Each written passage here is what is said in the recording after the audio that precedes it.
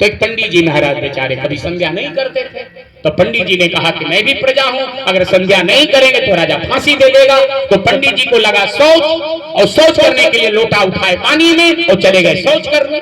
अब शौच करने गए तो सायंकाल हो गया, पंडित जी को याद आ गया संध्या का समय हो गया, और संजोग खराब था, राजा भी कहीं से आ रहा था उधर से। अब जो लोटा की शौच किया हुआ जो पानी बचा था उसी संध्या करने लगा। राजा ने कहा क्यों संध्या कर रहे हो? बोले कानून के दबाव में।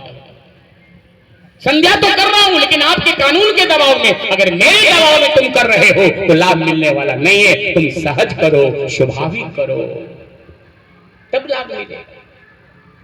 अब पत्नी के दबाव ना बकाल से 4 बजे तो देखी काल से का हुई, अब बढ़िया बढ़िया मिली कॉफी गर्म है माँ बताओ, तब 4 बजे डर के मारे जाना शुरू कर दिए। कब तक जाओगे 4 बजे?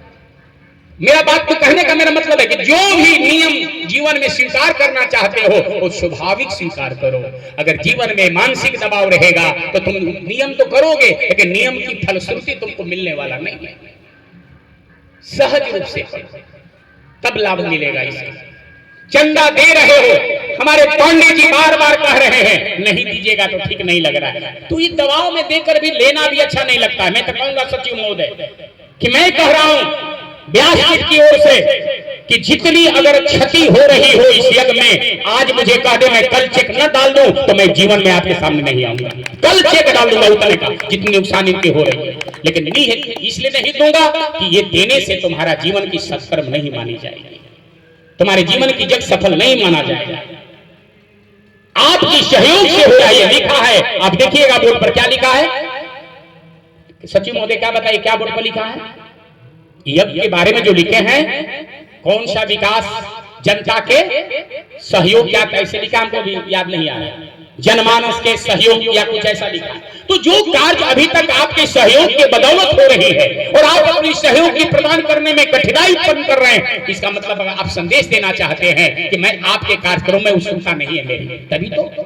अगर उत्सुकता है, आपका लड़का जीवन भर कमाया हुआ आग लगा दे रहा है, आप कुछ नहीं बोल रहे हैं, आपकी पत्नी आपको खर्च करा दे रही है, आपकी जमीन बेचवा दे रही है, आप सहज स्वीकार कर ले, लेकिन संत लोग कहते कहते आपके बाद 2-2 बार 3-3 बार 4-4 बार क्या आप दे दिए और कितना आप तक दे दिए, और जितना दिए हैं एक एक पैसा का हिसाब। मैं कहता हूं ये जीवन 56 वर्ष की हो गई, लेकिन 56 वर्षों में तमाम कमेटी और समिति से मेरा भेंट हुआ है, लेकिन मैं कहता हूं कि जो मुरलीधर मिश्र ने जो त्याग समय का किया है सतवाहिनी में, न आया है न कोई मुरलीधर पैदा होगा आगे।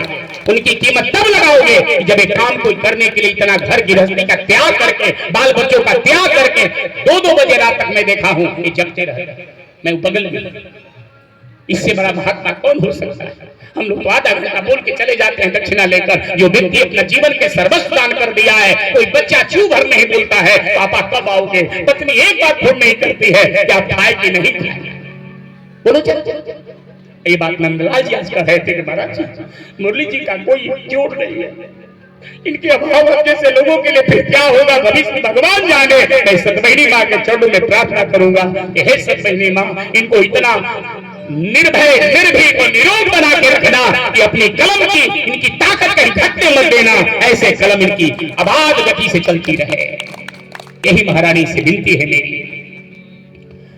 सबकी अपनी अपनी जीवन की त्याग है और उसी त्याग के बल पर आज 25वीं रजत जयंती मना रही है सतवाहिनी मंच, आगे भी मनाती रहेगी। तो हम इतना बात कहते हुए समझता हूं कि हम बहुत ज्यादा बोल नहीं सकता, इसलिए कि आपका भी समय लेना अच्छा नहीं है, 6 बज गया है। तो मैं इतना कहते हुए वाणी को विराम देते हुए मैं यही कहूंगा कि जो भी कर्म अपनाओ सहज अपनाना, दबाव में